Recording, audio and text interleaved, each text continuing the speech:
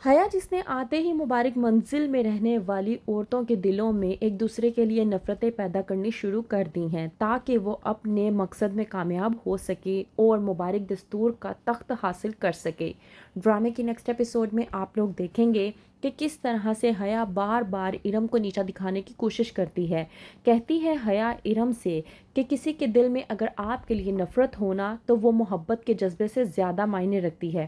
اور اگلے بندے کو بھی احساس ہو جاتا ہے کہ کوئی انسان آپ سے کس قدر نفرت کرتا ہے۔ اس بات پر ارم حیا کو جواب دیتے ہوئے کہتی ہے کہ مجھے آپ سے کسی بھی قسم کی کوئی بھی امید نہیں ہے اور نہ ہی کوئی بات سروکار ہے، اور ویسے بھی آپ سونیا کے ساتھ بیٹھیں یا نہ بیٹھیں مجھے اس سے کوئی فرق نہیں پڑتا۔ اس بات پر حیا جب کہتی ہے ارم سے کہ تمہیں فرق نہیں پڑتا لیکن تمہیں ڈر لگنے لگا ہے، تو وہیں پر ارم خاموشی اختیار کر کے سیدھا اپنے کمرے میں چلی جاتی ہے۔ حیا جو کہ سونیا کے ساتھ بیٹھ کر باتیں کر رہی ہوتی ہے اور اس سے محبتوں کے حوالے سے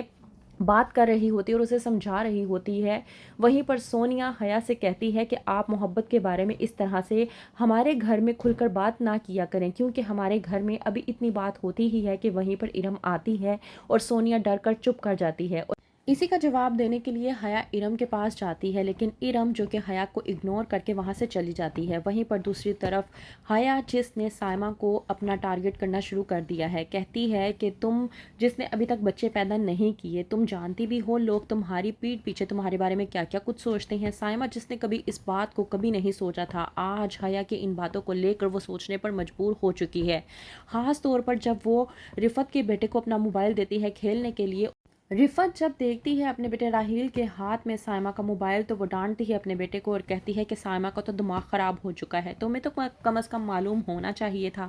سائمہ جب یہ بات سنتی ہے تو اسے حیا کی بات یاد آتی ہے، جب حیا کہہ کر گئی تھی سائمہ سے کہ اسے اپنے متعلق اس گھر میں اپنے کان اور آنکھیں کھول کر رکھنی چاہیے تاکہ اسے معلوم ہو سکے کہ کون اس کے ساتھ ہے اور کون اس کے ساتھ نہیں۔ وہیں پر روحان جو کہ بزنس ٹرپ کی وجہ سے کسی دوسرے شہر میں جا چکا ہے، روحان سوچتا ہے کہ شاید حیا میرے ساتھ جانے کے لیے تیار ہو جائے گی، لیکن حیا جس سے روحان کے جانے سے کسی بھی قسم کا کوئی بھی فرق نہیں پڑتا،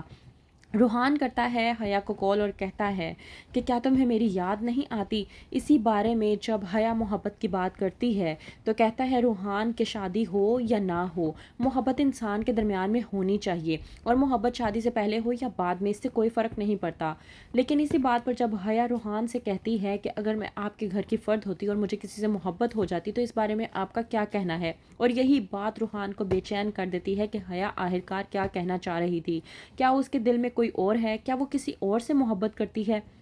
اسی بات پر حیا جب روحان کو مزید بات کرنے کی کوشش کرتی ہے اور کہتی ہے کہ اس گھر میں صرف آپ ہی ہیں جو محبت کے بارے میں جانتے ہیں، ورنہ کسی کو تو اس بارے میں معلوم ہی نہیں، تو اسی بات پر روحان خاموشی اختیار کر لیتا ہے اور سوچتا ہے کہ شاید حیا کے بارے میں وہ جو کچھ بھی سوچ رہا ہے وہ غلط ہے، اور وہیں پر حیا جو کہ اپنے مقصد کو حاصل کرنا چاہتی ہے وہ کام والی کو بھی اپنے ساتھ میں لا لیتی ہے تاکہ گھر کے تمام افراد کی جاسوسی کر کے وہ حیا کو بتا سکے۔